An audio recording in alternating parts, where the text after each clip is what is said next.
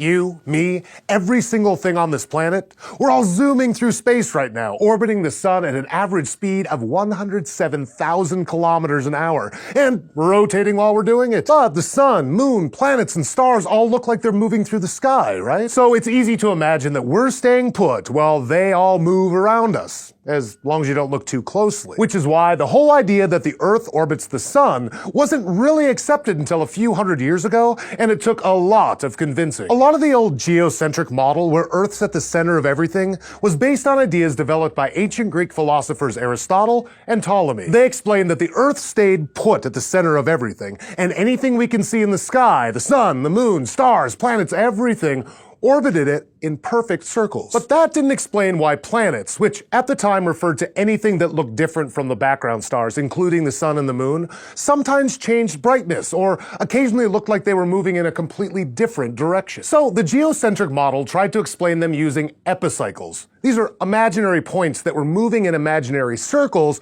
with planets orbiting around those points. And it sort of worked, though eventually they had to draw more circles around the circles to explain some things and have the planets move faster or slower at certain points in their orbits. Diagrams of the sky were kind of a mess. There were at least a couple of Greek philosophers who disagreed, and the geocentric model was questioned by Muslim scholars since at least the 10th century. But for a long time, especially among Western civilizations, it was just accepted. Everything revolved around the Earth, even if it was hard to explain sometimes. At least until Copernicus came along. Nicolaus Copernicus was a well-known Renaissance thinker who spent the last few decades of his life developing a heliocentric model, where the sun is the center of the universe, which he published just before he died. And okay, we know that the sun isn't the center of the universe, but it was a lot closer to the truth. Copernicus realized that the math was a little simpler if you just had Mercury, Venus, Earth, Mars, Jupiter, and Saturn, the only planets we knew about at the time, orbiting the sun with the moon orbiting the Earth. He used epicycles too, but all the planets in his model kept the same speed throughout their orbits,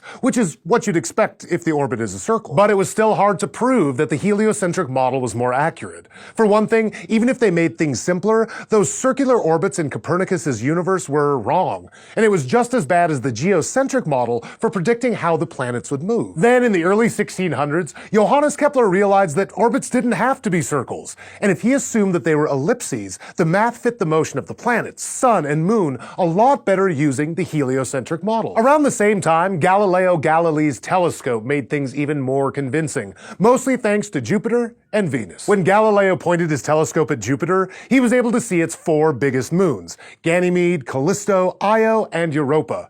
They were pretty concrete proof that not everything in the sky was orbiting Earth. Then he noticed something weird about Venus.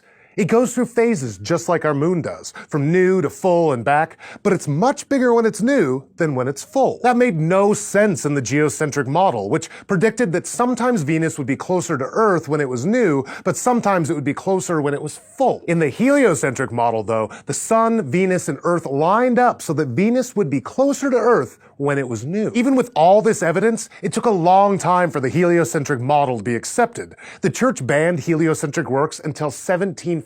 These days we know that the heliocentric model wasn't exactly right either. The sun isn't at the center of the universe, there's a lot more out there, and if you want to get technical about it, both Earth and the sun orbit the same point, the center of mass of the solar system, which is just the center point of all the objects in it, based on their mass and how far they are from each other. Since the sun has 99.87% of all the mass in the solar system, the center of mass is pretty close to the center of the sun. But it does move around a bit, depending on where the planets are in their orbits. But one thing we know with 100% certainty is that the geocentric model is wrong. We've sent telescopes, probes, and people up there, and we've seen it for ourselves. Thanks for watching this episode of SciShow Space, which was brought to you by our patrons on Patreon.